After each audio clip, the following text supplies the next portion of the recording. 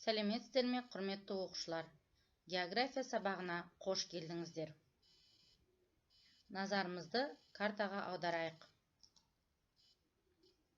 Бұл картада Қазақстанның қандай ірі нысандары көрсетілген? Иә, дұрыс оқушылар. Бұл картада Қазақстанның ірі көлдері, өзендері белгіленген. Енді осы картаға қарай отырып, бүгін біз қандай тақырыппен танысамыз деп ойлайсыздар? Иә, дұрыс, құрметті оқушылар. Бүгін біз Қазақстанның ішкі суларының түрлерімен танысамыз. Оқу мақсаты Қазақстанның ішкі суларын топтастыру, көрсеткіштерін талдау және сипаттау. Сабақтың мақсаты Қазақстанның ішкі суларының ерекшеліктерін жіктейді, республиканың ірі өзен, көл, мұздық және жер асты суларын сипаттайды, туған жердің шағын ішкі суларына сипаттама бере алады. Бағалау критерий Қазақстанның ішкі суларының өзен желісі мен көлдерін жіктеу, республиканың ірі өзен, көл, мұздық және жер асты суларының сипаттамасын білу, туған жердің шағын ішкі суларына сипаттама беру. Қазақстанның ішкі сулары негізінен табиғи сулар және жасанды болып екі топқа бөлінеді. Яғни табиғи суларға өзен, көл, мұздықтар, мәңгі тоңдар, жер асты сулар жатса, жасанды суларға бөген, тоған және каналдарды жатқызамыз. Бүгінгі сабағымызда Қазақстанның табиғи суларымен танысамыз. Қазақстан Республикасында өзендер біркелкі таралмаған. Өзен Қазақстанда солтүстіктен оңтүстікке қарай азая бастайды. Қазақстанда көбінесе дала, орманды дала, сонымен қатар таулы аймақтарда өзендер көптеп таралған.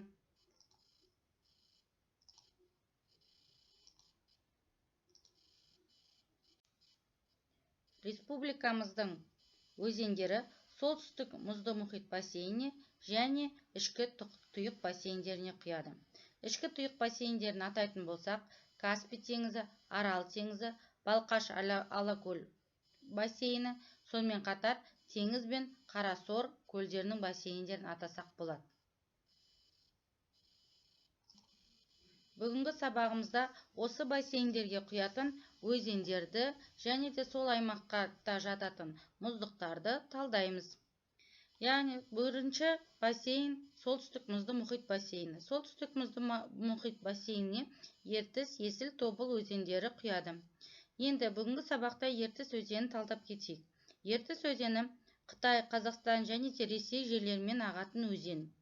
Бассейннің ауданы 1643 мың километр квадрат, ұзындығы 4248 километр. Қазақстанға тек қана оның 1700 километр ғана кіреді. Ертіс өзенінің бастауы Алтай тауларының шығыс аймағынан басталады. Ертіс өзені көбінесе қар суымен және де мұздықтармен қоректенеді. Шаруашылық мақсатта игерілуі Зайсан көлінен Семей қаласына дейін, Бұқтырма, Өскемен және Шүлбі су электр станциясына дейін салынған. Сонымен қатар бұл аймақта Павлодар қаласының жоғарғы тұсында Ертіс-Қарағанды каналы су айналымы орналасқан.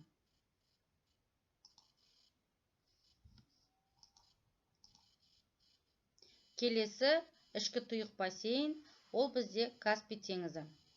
Каспий теңізі жайлы айтатын болсақ, Каспий теңізіне Жайық, Жем, Сағыз, Кіші өзен деген өзендер құяды. Бүгін Жайық өзені жайлы айтамыз. Жайық өзені Қазақстан мен Ресей жерінде ағатын өзен.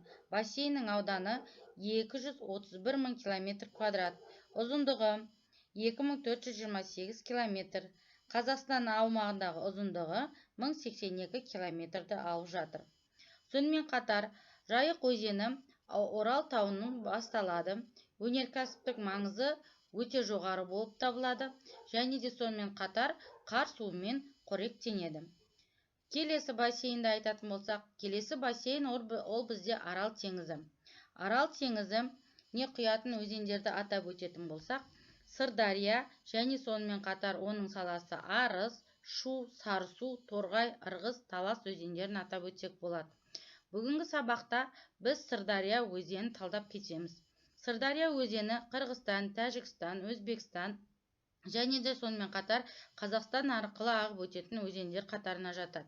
Ұзындығы 2219 км, Қазақстан аумағында 1400 км жатыр. Сонымен қатар бұл басталу аймағына келетін болсақ, Тянь-Шань тауларынан басталады. Және сонымен қатар Сырдария кіші аралға барып құяды. Қоректену көбінесе қар суымен қоректенеді. Шаруашылық маңыздылығына келетін болсақ, бұл өзеннің бойында суландыру және де электроэнергиясын өндіру жүзеге асырылады. Назарымызды, құрметті оқушылар, видеоға салайық. Балқаш Қазақстанның оңтүстік шығысындағы тұйық көл. Аумағы жөнінен Каспий, Арал теңіздерінен кейінгі 3-ші орында. Алматы, Жамбыл, Қарағанды облыстарының шегінде Балқаш Алакөл ойысында теңіз деңгейінен 340 метр биіктікте жатыр. Ауданы құбылмалы 17-22 мың километр. Ұзындығы 600 километрден астам, ені шығыс бөлігінде 9-19 километр, батыс бөлігінде 74 километрге жетеді. Балқаш жартылай тұщы көл. Суының химиялық құрамы көл алабының гидрографиялық ерекшеліктеріне байланысты. Судың минералдылығы мен тұздылығы бұл екі бөлікте екі түрлі. Көлге ағып келетін судың негізін Іле өзені құрайтындықтан, батыс бөлігінің суы тұщы, лайлы, шығыс бөлігінің суы тұздылау, түсі көгілдір, ашық көк. Балқаштың батыс бөлігіне Іле, шығыс бөлігіне Қаратал, Лепсі, Ақсу өзендері құяды. Солтүстіктен ағатын Аягөз, Бақанас, Тоқырауын, Жәмші, Мойынты және тағы басқа өзендер әдетте көлге жетпей сарқылады. Көлдің солтүстік жағалауы сарыарқаның ұсақ шоқылы тау сілемдерімен ұштасып жатқандықтан биік жарқабақ болып келеді және көптеген жыра жылғамен тілімденген, ал оңтүстік жағалауы суы біртіндеп тартылған кезде жиналған шөгінділермен пайда болған құмды ойпат. Балқаш көлі Қарағанды, Алматы және Жамбыл облыстарының аумағында орналасқан. Көлдің солтүстігінде Қазақ соқпақтары, батысында Бетпақдала, оңтүстігінде Шу Іле таулары, Тауқұм құмдары қоршап жатыр. Балқаш көлі жер бетіндегі ең көне көл болып саналады. Балқаш фаунаға бай. Көл түбінде моллюскілер, судағы ұсақ жәндіктердің дернәсілдері, шаян тәрізділер тіршілік етеді. Батыс бөлігі планктонға бай. Көлде балықтың 20-дан астам түрі бар. Мұның ары қарата тапсырмаға көшейік. Бірінші тапсырма. Кескін картаға еліміздің ірі су алаптарын шекарасын белгілеңіздер. Екінші тапсырма. Қазақстан мұздықтары кестесін толтырыңыздар. Қалай ойлайсыздар? Неге қазіргі кезде мұздықтардың көлемі азаюда? Өз ойларыңызды жазып кетіңіздер. Үшінші тапсырма. Жер асты суларының түрлерін атап, анықтама беріңіздер. Сонымен қатар, жер асты суларының маңыздылығы жайлы атап өтіңіздер. Кері байланысты Instagram желісінде күтемін. Алғашқы конституция қашан қабылданды? Назарларыңызға рахмет.